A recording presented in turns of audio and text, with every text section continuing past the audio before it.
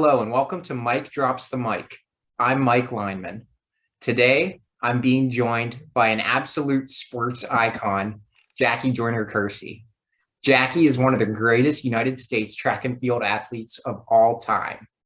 She was the first American woman to win gold in the long jump, and she was the first woman to score over 7,000 points in the heptathlon, and she has the world record of it to this day. She has 6 Olympic medals, 3 of them are gold, 1 silver, and 2 bronze. She was also named by Sports Illustrated as the greatest female athlete of the 20th century. She is also founder of the Jackie Joyner-Kersee Foundation. Jackie, how are you doing today? I'm good, thank you. I'm so thankful you came on to talk. And I wanted to say really quick that whenever I was, I don't know if you know this or not, but whenever I was a kid, I actually raced against you, my sister and I, in Pittsburgh at the Science Center. They had an event where, you know, the kids could put their feet in the track blocks and then you'd be on a screen beside and we'd try to race you and we couldn't even get close. But I just wanted to say that this isn't technically the first time that we've been on a screen together, but that was a very cool thing growing up for us. I know, when I came to Pittsburgh and when I did an event there and actually went over to the Science Center, and it was like, wow. And I was like, oh, okay, but they could speed me up even if you got close. No. Yeah. So I'd like to know, how old were you when you got involved with track and field, and how did that get started? Yeah, so I got involved with track and field at the age of 9, and I wasn't really good, but I wanted to be good because I had never really ran. I ran in a park and I ran on cinder or dirt, and I hadn't really ran on a track officially. And so I remember in my first competition, I finished last in the 400 meters, but it wasn't where I finished. It was more about seeing myself improve a 1/10 of a second if I was running, or a 1/2 of an inch if I was jumping. And that said that the work that I was doing was paying off. And it wasn't until I realized that 4th through 9th get all different color ribbons, and the top 3 get on the podium and they get hardware. And so I had to figure out how to become, better, but appreciating the 4th, the 5th places, but then learning how to be in the top 3. And I've listened to past interviews with you as well. And I know that you've faced lots of challenges growing up and faced a lot of adversity. And I think that one of the things that helped you through that was having a great support system, whether that's through family, coaches, friends. How did this support system help you get through tough times? Yes, I was really faced with a lot of challenges that you didn't even know they were challenges. And I think that the support of my family, but then also my faith, because I am a firm believer that God is at the center of my life, and learning to be patient and not rushing, but also surrounding myself with positive people, even when I was down and out or didn't really see the light at the end of the tunnel.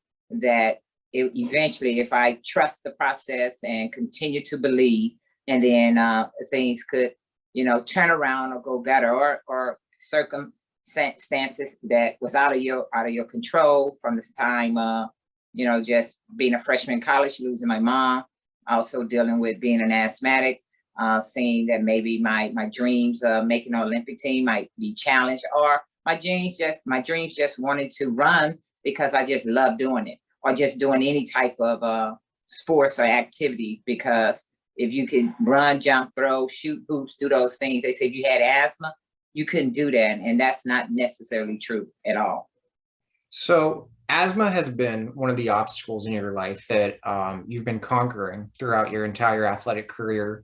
How did you learn to control it and be successful in such a sport that is demanding, like the heptathlon with so many events and things? How did you learn to control your asthma and just be as successful as you were? I sit here and I smile and I laugh on the inside, but it was extremely difficult. It was challenging, one, because I lived in denial. I didn't want to accept that I was an asthmatic. I didn't want anyone to think something was wrong with me.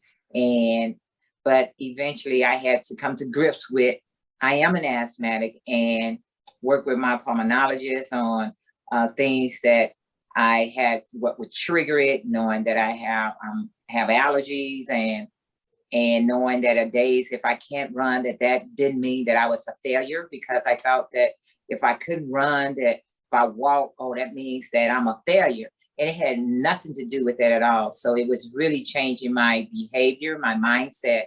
And really, I just started using asthma as one of the opponents, and put a plan together, and then follow that plan, and made sure that my non-asthmatic friends became a part of my support system. And so times when I wasn't feeling well, and I might want to continue on, they might say, Jackie, it's okay. Or working with my coach at the time, who, eventually became my husband, Bobby, where he would tell me, just because you can't run a lap today, that doesn't mean that tomorrow won't be a better day. You just having an asthmatic condition. And that was, it was very difficult, because I'm an athlete, and anything that would interfere mentally with me not being able to perform physically, then I just thought that I was the problem, and start really accepting that I am an asthmatic, and I'm not going to allow my asthma to control me. I'm going to control it to the best of my ability by controlling the things I could control. That was well said. So speaking of supportive individuals and your husband and your coach, how did you and Bob Kersee first meet? Well, Bobby and I, we first met, it wasn't love at first sight. It was starting blocks, javelin, shot put, all of those things, and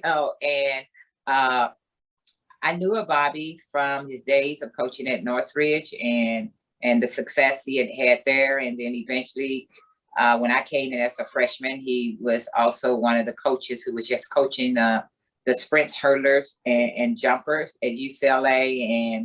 And eventually, me and the other heptathletes, Bobby began coaching us. So our relationship started off as, coach athlete that turned into a good friendship, a good mentor. And then eventually, once I left school, we felt it was more there, and we pursued it. And that's how we became husband and wife. But still, me wanting to perform and compete, and not allow, or not so much allow, that not letting people think, oh, I'm gonna get preferential treatment because I'm a hard worker and no one could outwork me. And working with Bobby, and him helping me to become one of the best, and understanding that technique is very important, putting it all together and pulling out the best, of me, as trying to be one of the best in the heptathlon and the long jump.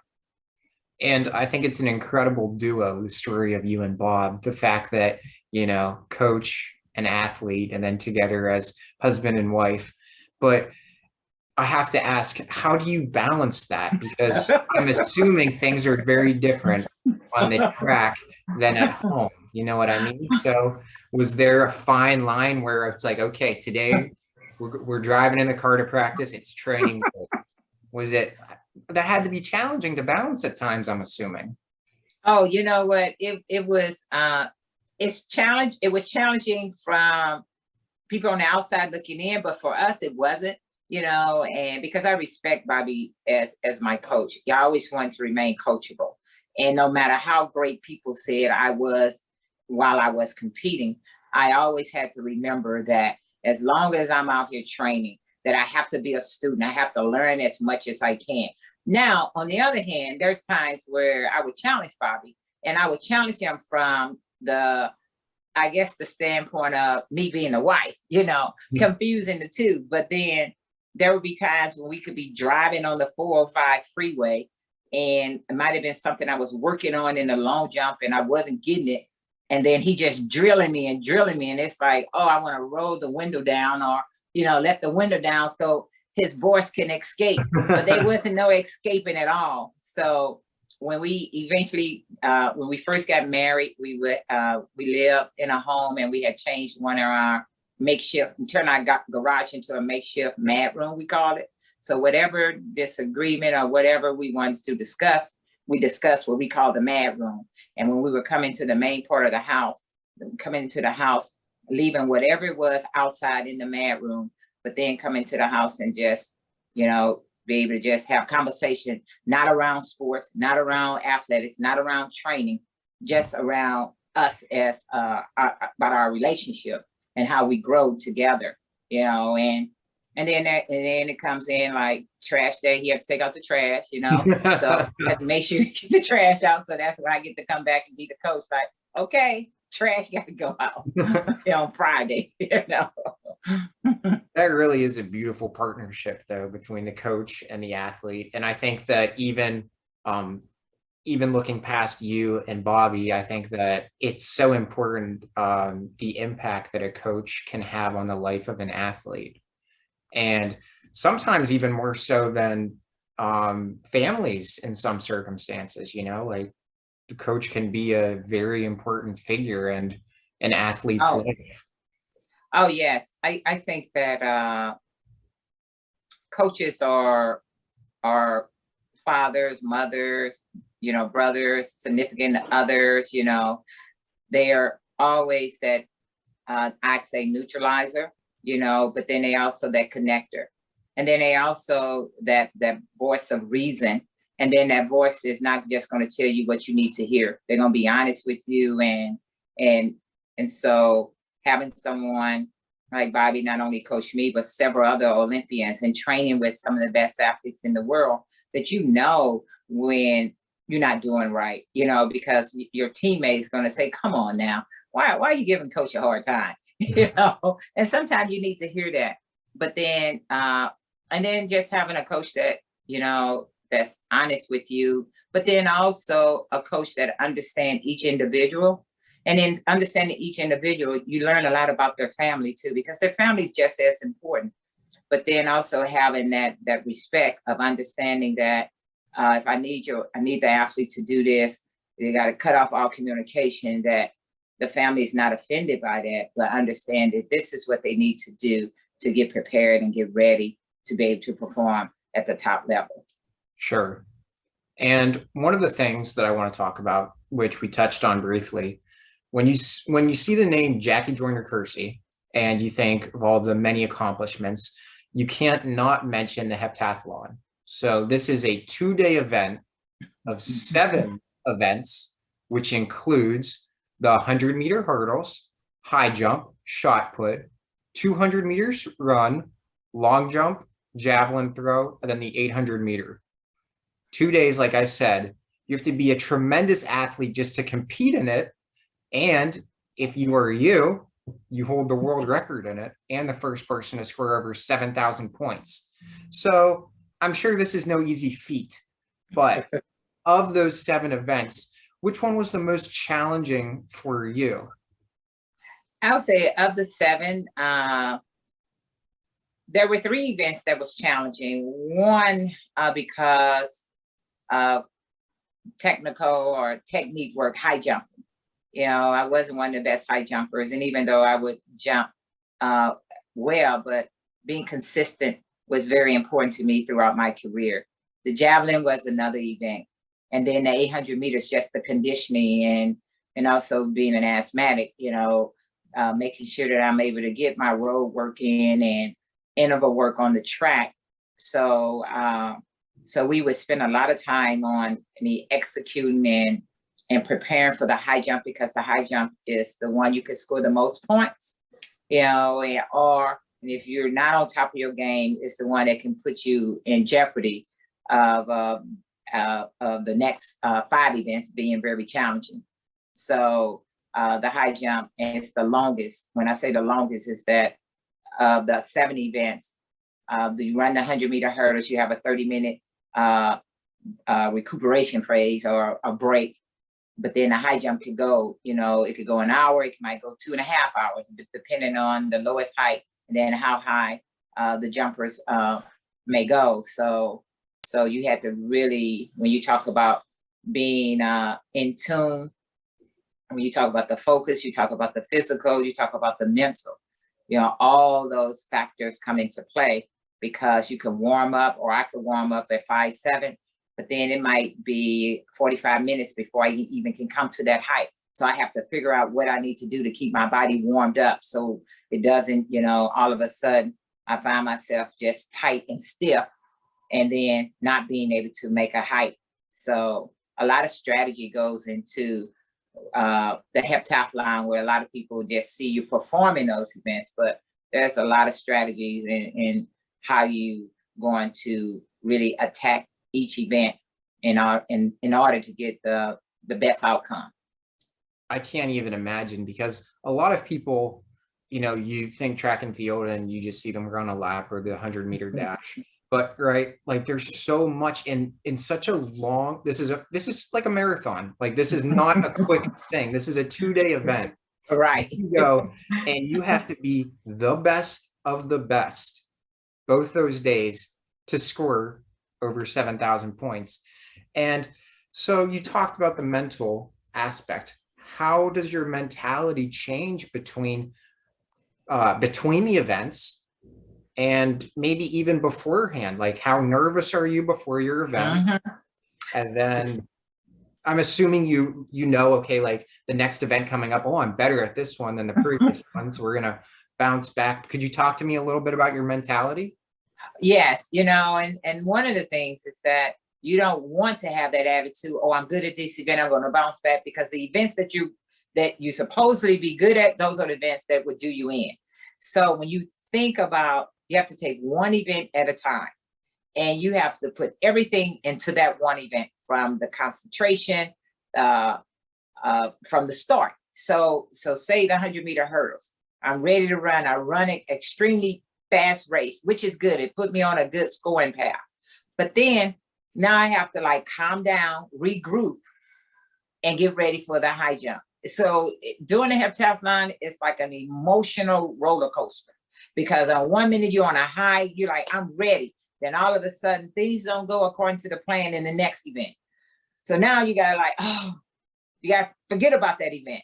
And that's easy said than done, because you're like, oh, if I could have, but you can't do anything about it. So now you got to focus on the next event, where it's the shot put, and you really can't accumulate a lot of points in the shot, so you got to just do the best that you can mentally, without letting yourself go back to the previous event. Because if you do that, now you become mentally drained, and then you're not doing the things that you need to do to get ready for after the shot put, the 200 meters, and all you find yourself getting injured, or you down in, because you're thinking about an event that was maybe 4 hours ago that should be forgotten.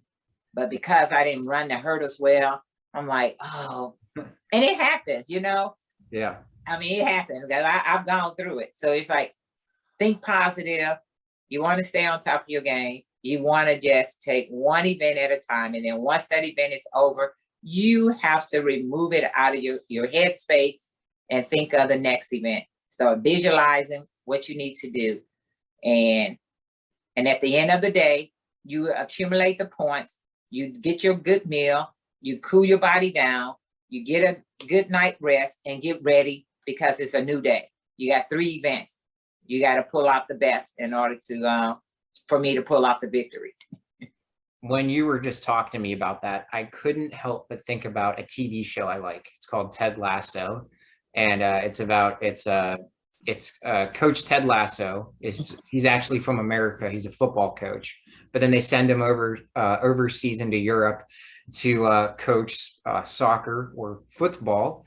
And it's a comedy. But one of the things he says in the show is, he says, do you know what the happiest animal is? He says it's a goldfish, because it has 10-second memory. Be a goldfish. So that's very much like that. And he does that after a loss. That's very much like what you were saying about, you have to excel in your event, and then forget about it and move on to the next one. So I thought that was very interesting. Yeah, and it's easy said than done. Oh. Because we want to ponder and keep questioning why. It's like, and as Bobby would tell me, the heptathlon is the makeup of 7 events, not one. So Right. And you talked about different events being worth various degrees of points. When you're training beforehand, let's say you were very good at the long jump, which you were because you were gold medal. So how much would you prioritize that? Or would you try to prioritize something like the 800 meter because you know with your asthma that maybe it's not as up to par as your strengths? How would you try to prioritize your training? right. So our training was really based around the weaker events. We would put more emphasis on the events that might give me problems in competition. And the reason we did that to help boost my confidence, to know that I was ready. Hurling, long jumping, that's something that we did as a part of the training. But then taking the time where I would have to go through each event and spend, maybe just 15 minutes on the hurdles. That's coming out the starting blocks, working on the first five hurdles, or we might do critical zone depending on the day of the week. Early in the week we might do it, but if it's in the latter part of the week, no, because it puts your hamstrings in jeopardy. So then I would spend a lot more time on just my run approach, working on short jumps for the high jump, and then working on my layout. And I would constantly do that. And then just really work on positioning for the shot put. And then the sprints would be more a combination of me training for the 400 hurdles, getting my speed work in, getting my endurance work in, and getting my hurling work in, along with getting my 200 work in. And then on Fridays would always be where no matter what the workload was, that you would have to go out. And I was training in LA, so I have to run Sunset, and get my conditioning in. And then coming back and then going to the weight room, getting my weightlifting in. So a lot of the training, again, high jump, javelin, 800 meters. While still working on long jumping, I just go and do some pop-ups. You still want to do muscle memory, do those different things through our drilling and everything. But we wouldn't spend a whole lot of time on it. Whereas I wanted to spend a lot of time on it. But Bobby's like, no, I need you over here working on the layout of the high jump. I need you to work on the positioning of the javelin. So if they got you going straight, parallel with the track, then that's good. But if they had an angle, I always had a problem. I'd be throwing out the sector. So we had to work these different things. And then just knowing that when my legs were heavy and tired, now you go out and get your 15-minute run in. Wow, there's just so many factors to consider. That's yes, unbelievable. And in between that, I had to because I would train my schedule for the Olympic Games or the Olympic trial. So I might start early in the morning, then I would take a break, then I go back to the next event, then I go figure out what I can put in my system for lunch, eat something, replenish my fluids, then come back, have physical therapists look at me, and then you go back, you have your second day, you come back in the afternoon, do the workout, and then at the end of the day, you go again, go get physical therapy work and get the weightlifting in. So you are actually, you're training physically, but you're also training mentally. So you know what could work. I didn't try anything new for nutritional wise. Everything that I ate in practice. So I knew that this worked well with me. I didn't go to the Olympic trials or to the games and try something new. You'd be surprised how a lot of people try all these new things. Like, are you kidding me? Not going to do that. Yes.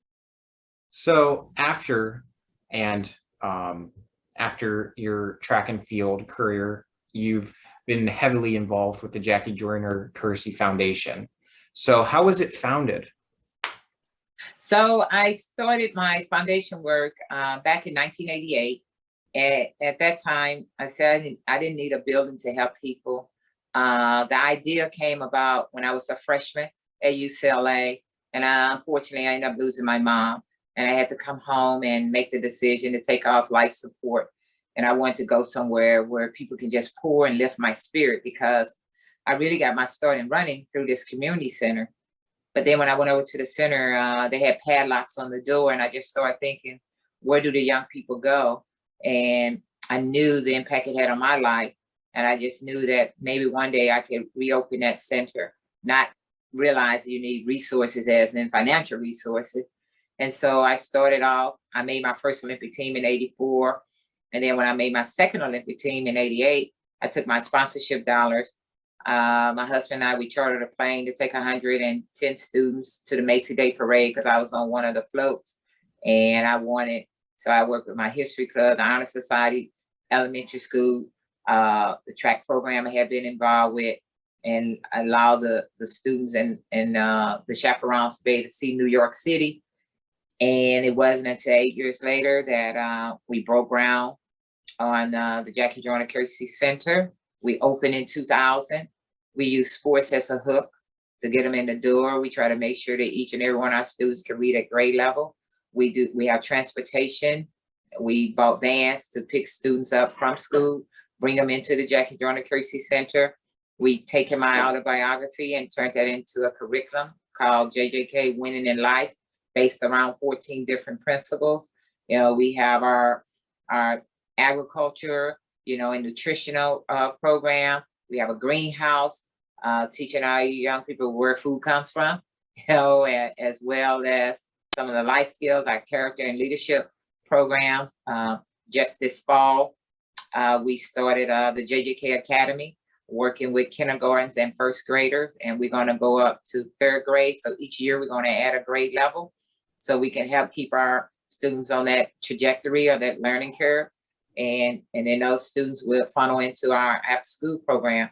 So that's how it started, you know, with just how I was impacted. And it was very important for me to move back into the area, because I wanted them to be able to have conversation with me, not just see me on television and know that the impossible is probable.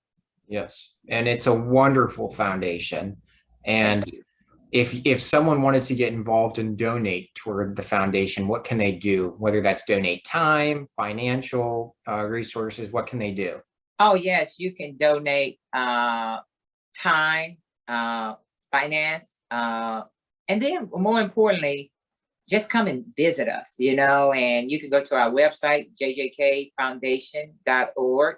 But it'd be great if, you know, once we completely out of COVID, if you want to, you know, come and visit and just see the work, you know, just see how our young students are, you know, it's just, it's always uplifting for me. You know, before I got on here every morning, our kindergarten sing a song. It's going to have a good day with a smile on your face. You know, and I look forward to that. You know, because it reminds me that no matter what I'm going through, you can have a good day, Miss Jackie, with a smile on your face.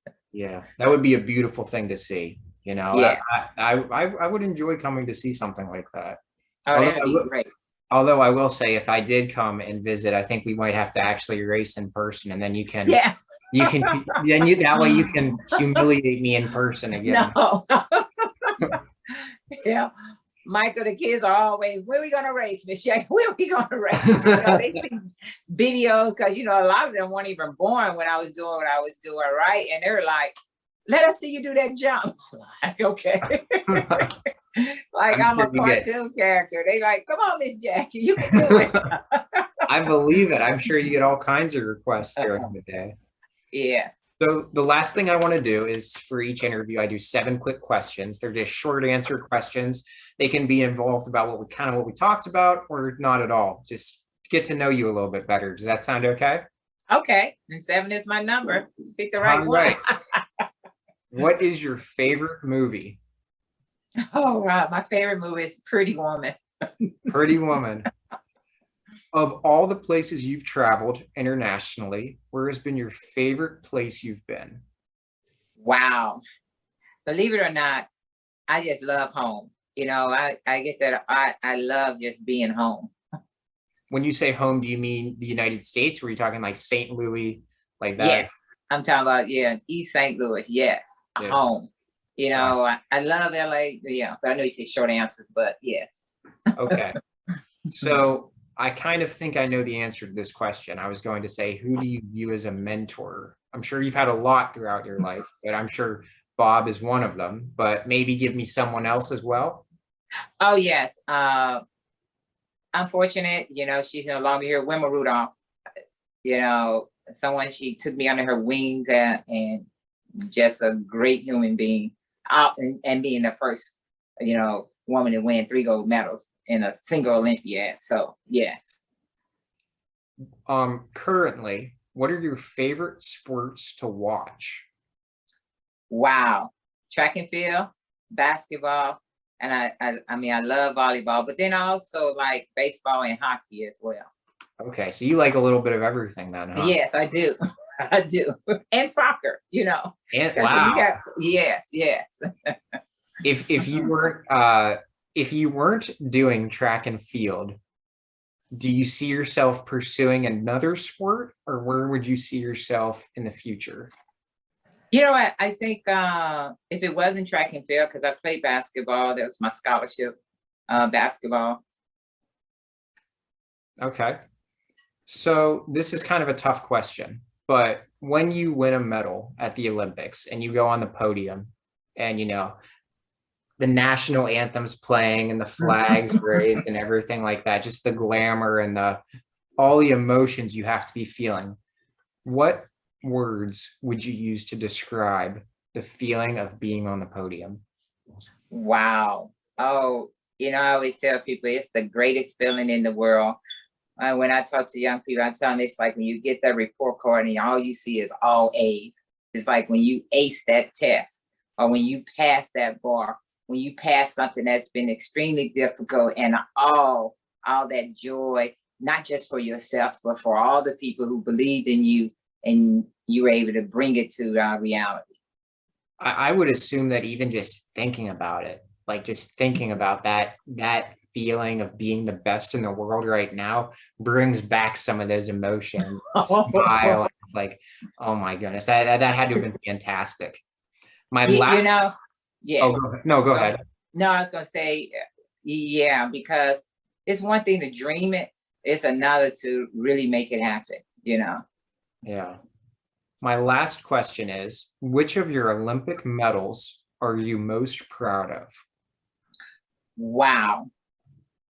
I would have to say that I know it's supposed to be short, but I have 3 stories, and it won't be a long story. 84 set me up to know that I had to be mentally tough as well as physically tough.